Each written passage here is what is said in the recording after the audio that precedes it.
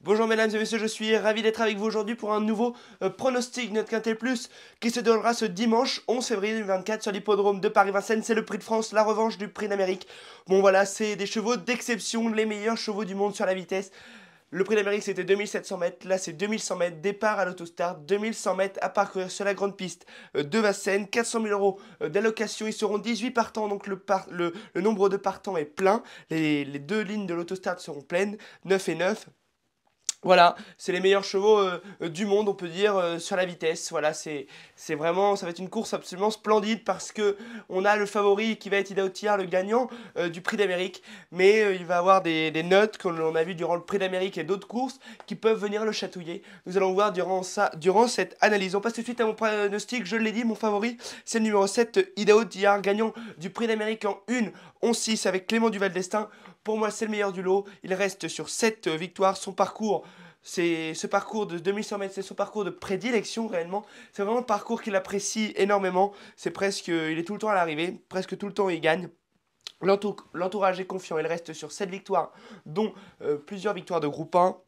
Voilà, c'est la base de la course. Il peut tout faire. On l'a vu durant le Prix d'Amérique, il a fait les extérieurs en toujours nez au vent, alors qu'on disait, oui, c'est peut-être un cheval qui ne peut pas faire le fort. Il faut absolument que l'on préserve sa pointe de vitesse. Et en fait, on a vu durant le Prix d'Amérique que non, il pouvait très bien être offensif. Que va-t-il faire aujourd'hui avec son numéro 7? C'est pas forcément un numéro très bon pour Thierry Duval d'Estaing. C'est pas un numéro non plus ça va le désavantager, mais peut-être pas au point de lui faire perdre la course. Le cheval sait tout faire. Voilà, pour moi, c'est la base de la course. Point barre pour ce numéro 7, Idaho Tillard. J'enchaîne avec le 18, Go On Boy. C'est la note du Prix d'Amérique, 4ème en finissant en trombe. Son partenaire, Romain Derieux, n'avait pas débouché ni baissé les œillères. Le cheval finissait pleine balle et il n'avait plus que le lancer dans les 150 derniers mètres. Donc c'était vraiment la note de ce prix d'Amérique. Il a été malheureux réellement, hein, comme je viens de le dire. Le cheval est une nouvelle fois déféré des quatre pieds. Ça va être la deuxième fois de sa carrière qu'il va être déféré des quatre pieds. Dans le prix d'Amérique, il était déféré des quatre et ça s'est bien passé. Je ne vois pas pourquoi aujourd'hui ça ne se passerait pas aussi bien que dans le PDA, dans le prix d'Amérique. Très bon finisseur. C'est un très bon finisseur. Il peut rivaliser avec Hideo Tillard. Peut-être pas le battre parce qu'il y a son numéro 18, 18 qui va pas l'avantager. On peut dire que c'est le pire numéro avec le numéro 9 en première ligne. Mais bon, il n'est souvent pas gâté avec les numéros, se protéger de Romain Derieux. Pour moi, il peut réellement faire une très belle performance. J'enchaîne avec le numéro 4, Vivido Aizas. A fait une très belle performance dans le Prix d'Amérique où il finissait 9ème. Bon, c'était une course de rentrée, il avait eu un petit problème de santé un petit peu avant. Bon, tout est rentré dans l'ordre depuis le Prix d'Amérique. Pour moi, c'est vraiment un cheval qu'il faut se méfier. Il fait face à son objectif, c'est le gagnant de l'édition 2022 et second de 2023. Il peut une nouvelle fois être dans les trois premiers. Il a gagné, je crois, plus de 21 groupes 1, ou il en a gagné 21. C'est vraiment énorme, c'est un des chevaux. C'est peut-être le meilleur cheval sur la planète actuellement chez les vieux chevaux. Dans les chevaux de plus de 7-8 ans, c'est peut-être le meilleur. Voilà, gagnant à Junker cette année du championnat du monde. Voilà, moi j'ai pas grand chose à dire sur ce Marocain de Alsace. Il a marché 1-11-8 dans le Prix d'Amérique. Donc vous voyez, c'est pas très loin du 1-11-6 d'Ido Tillard. Il revient sur une distance qu'il apprécie énormément. Associé à Mathieu Brivard, je lui vois une première chance. J'enchaîne avec le numéro 6, Ampia MEDSM, jument de très grande qualité, gagnante de l'année dernière. Elle a été un petit peu décevante dans le Prix d'Amérique. Mais bon, c'est après son driver, Franck Nivard, il faut absolument la ménager. Il faut faire que la ligne droite. Elle a été un petit peu offensive, pardon. Elle est venue en, en tête, pas en tête, mais en seconde, en deuxième épaisseur, tout ça. Pour Franck Nivard, il faut absolument lui préserver sa pointe de vitesse, ne rien faire pendant le parcours et la décaler, et qu'elle se sprint absolument du mieux qu'elle peut, et souvent elle a un sprint très bon, elle a un très très bon finish, ce numéro 6. En PMDSM, elle a marché 1-11-8, elle a fini 7ème du Prix d'Amérique. Pour moi, je la garde parce que sur ses meilleures valeurs, c'est une première chance. Moi, je l'ai réellement trouvé un petit peu décevante dans le prix d'Amérique parce que c'était ma favorite, même je la voyais battre Ida Tillard et puis bah elle m'a un petit peu déçu. Mais bon, elle a peut-être des excuses d'après Franck Nivard, son driver. Voilà pour le numéro 6, Ampia BDSM. J'enchaîne avec le numéro 1, Hooker Berry. Il a été, on peut pas dire décevant dans le Prix d'Amérique, il a couru correctement, on va dire, très simplement. Il a fini 6ème du Prix d'Amérique. Cheval qui a un très bon finish. Voilà, c'est un gagnant de Prix d'Amérique, le gagnant du Prix d'Amérique 2023. Il a un très bon numéro, le numéro 1. Alors on pourrait dire que c'est un très mauvais numéro pour lui, car il va se faire enfermer. Avec lui, il faut rien faire du parcours.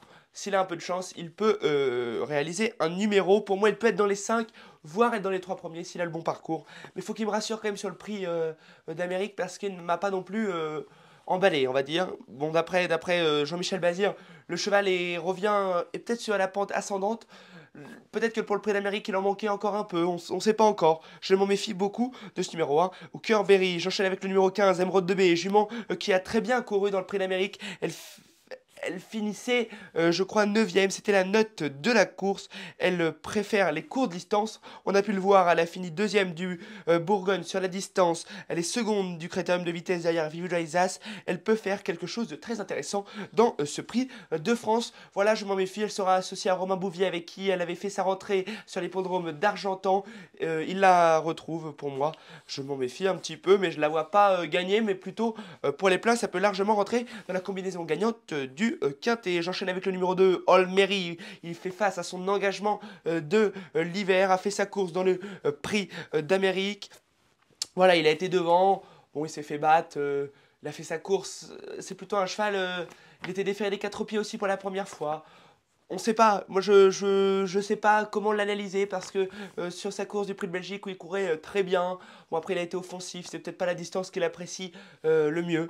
Il fait face à son objectif, Eric Raffin le connaît maintenant, plutôt pour les places, mais il peut rentrer dans le quintet, voire être 3, 4e. J'enchaîne avec le numéro 17, OK de GL, absolument splendide dans le Prix d'Amérique où il a été second du champion de Thierry Veldestin, il est au Tillard. Ce numéro 17, OK de GL, entraîné par Jean-Luc Dersoir, a une première chance, mais malheureusement, il fait face à un numéro qui ne va pas l'avantager, le numéro 17, OK Logiel, parce que c'est le numéro qui est à l'extérieur en deuxième ligne, mais il a un très bon finish. On peut se rappeler du Prix d'Amérique où il a fini à la corde sans jamais trop avoir ses aises, où il a pu les avoir dans les 150 derniers mètres, ou encore dans le Prix de Bretagne où il finissait en trombe tout à l'extérieur, où il finissait troisième. Ce numéro 17, OK Logiel, je le garde, je le vois dans les 5 premiers, mais tout sera une question de parcours pour se protéger de la casaque Luc. Voilà pour ce numéro 17, OK Logiel.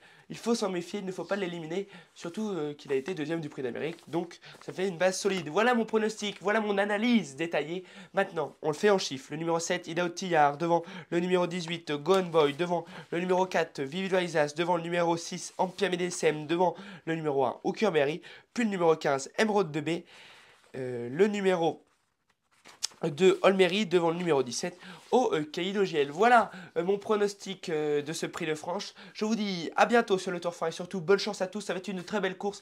15h15 pour le départ sur la chaîne Equibia. Je vous dis à bientôt sur le Tour fin et bonne chance à tous.